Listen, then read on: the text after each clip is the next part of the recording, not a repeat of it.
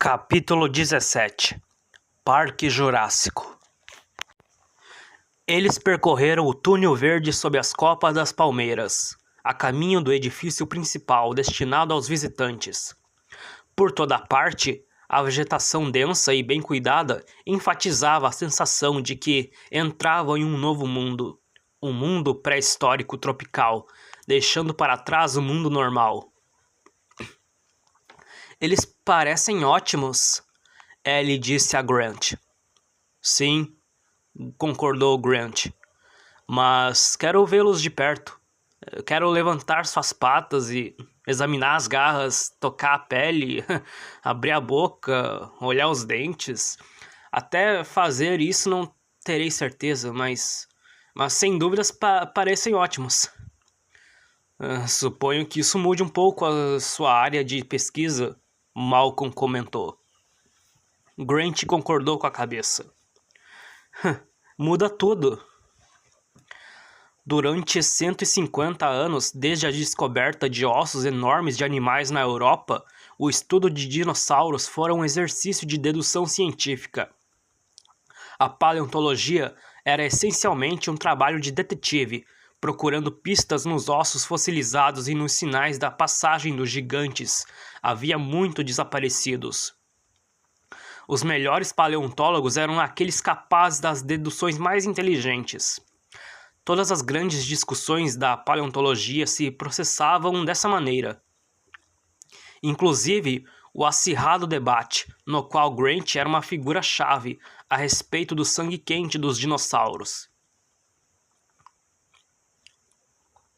Os cientistas sempre classificaram os dinossauros como répteis, criaturas de sangue frio que extraíam do ambiente o calor necessário para viver.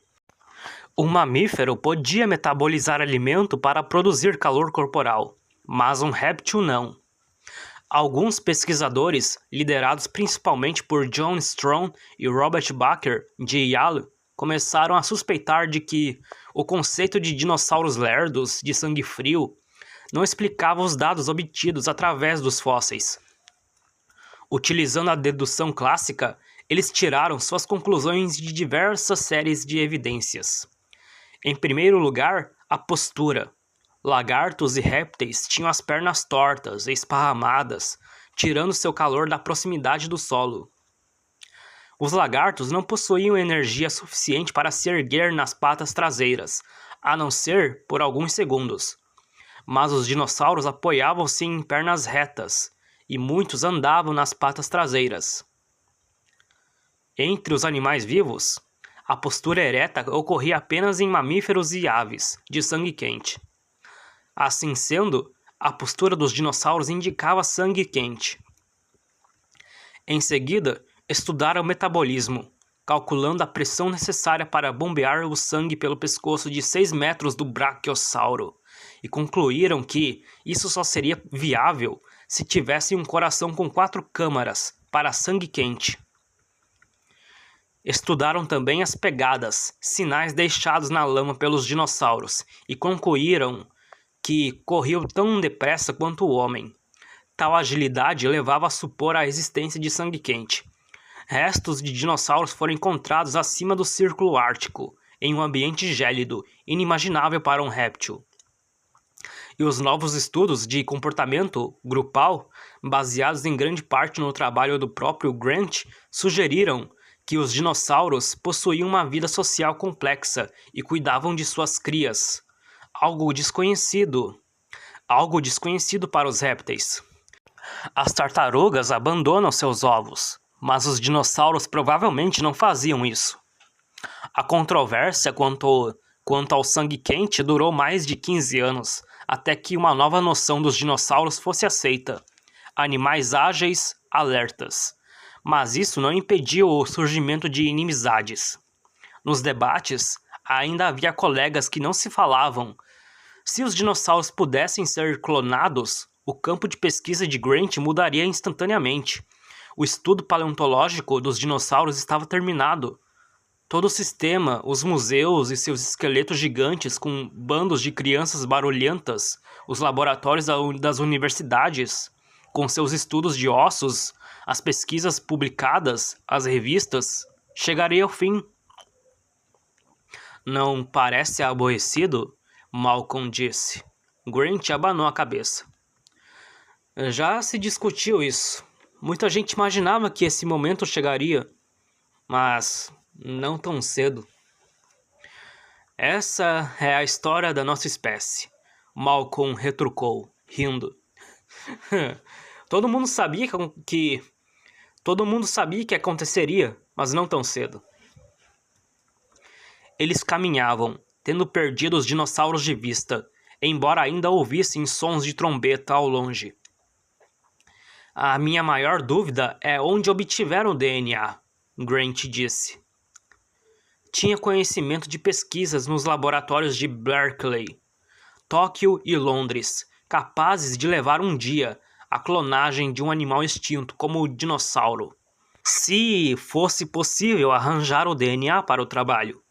O problema era que todos os dinossauros conhecidos eram fósseis, e a fossilização destruía a maior parte do DNA, substituindo-o por material inorgânico.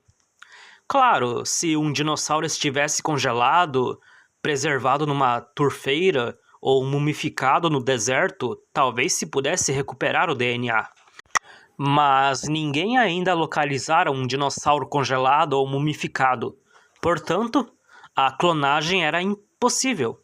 Faltava material para tanto. Toda a moderna tecnologia genética era inútil. Equivalia a ter uma máquina Xerox e nada poder copiar. Não se pode reproduzir um dinossauro real, porque é impossível obter DNA de verdade, Ellie observou, fazendo eco aos pensamentos de Grant. A não ser que haja algum modo que não imaginamos, ele retrucou. Como, por exemplo? Não sei, Grant disse. Passando a cerca, eles chegaram à piscina natural, que transbordava numa série de pequenas cascatas e piscinas menores entre as pedras. A área fora plantada com samambaias gigantes. Não é extraordinário? Ed Regis perguntou. Principalmente nos dias de neblina, as plantas ajudam muito na criação de uma atmosfera pré-histórica. Estas são autênticas samambaias do período Jurássico. Claro.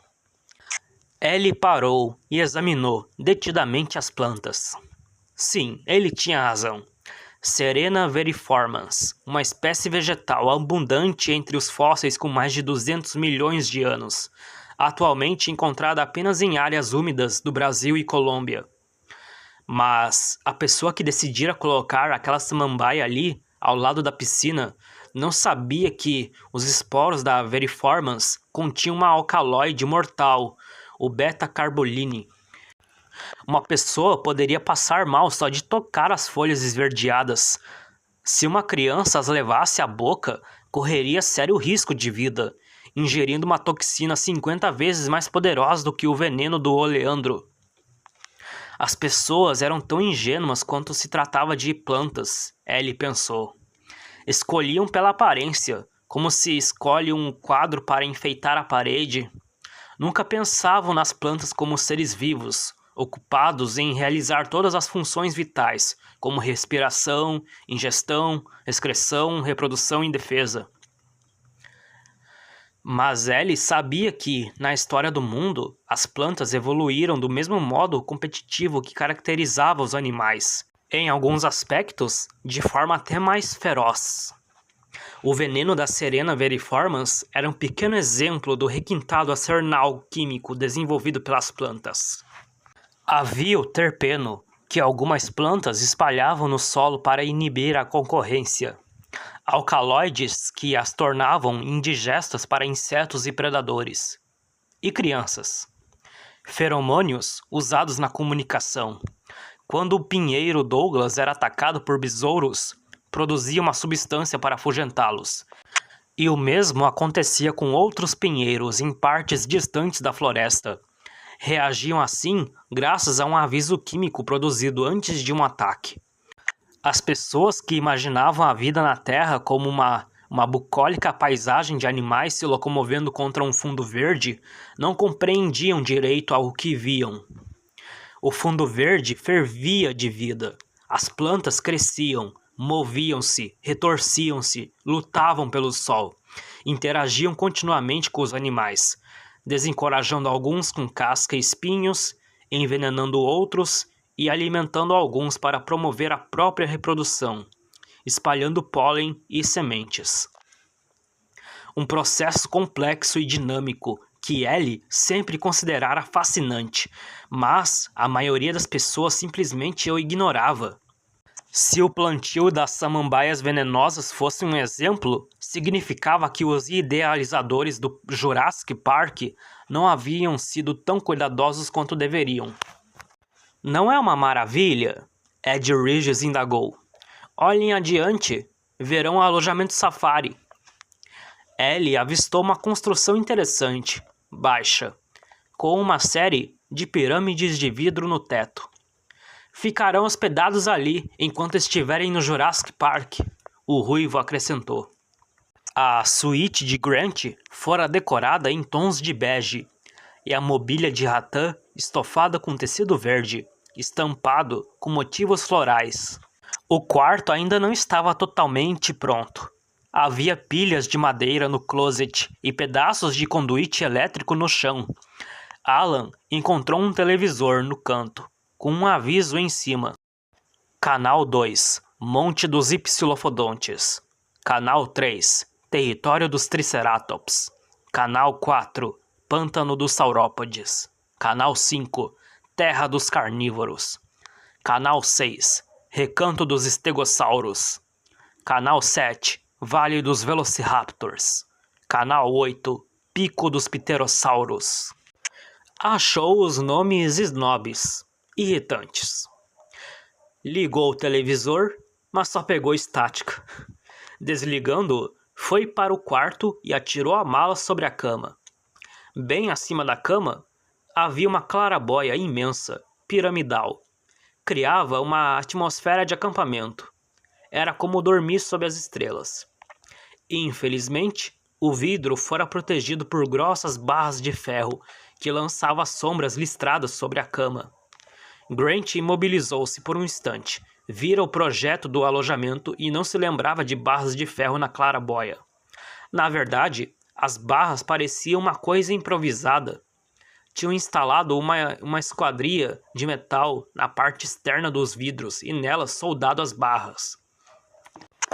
Intrigado, Grant passou do quarto para a sala. A janela dava para a piscina. Sabe de uma coisa?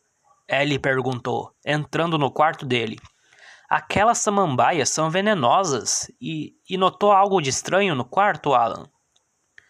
Eles mudaram o projeto inicial. Creio que sim. Ela circulou pelo aposento. As janelas são pequenas, de vidro temperado, com esquadrias de aço, as portas revestidas de aço. E a cerca lá fora foi muito bem integrada à paisagem, pintada de preto fosco para parecer ferro fundido. Mas nenhum disfarce pode esconder a espessura do metal, ou seus 4 metros de altura. Fez uma pausa, pensativa. Não creio que a cerca constasse da planta, tampouco. Ao que parece, resolveram transformar este local numa fortaleza. Grant olhou para o seu relógio. Vamos perguntar o motivo. O passeio começa em 20 minutos.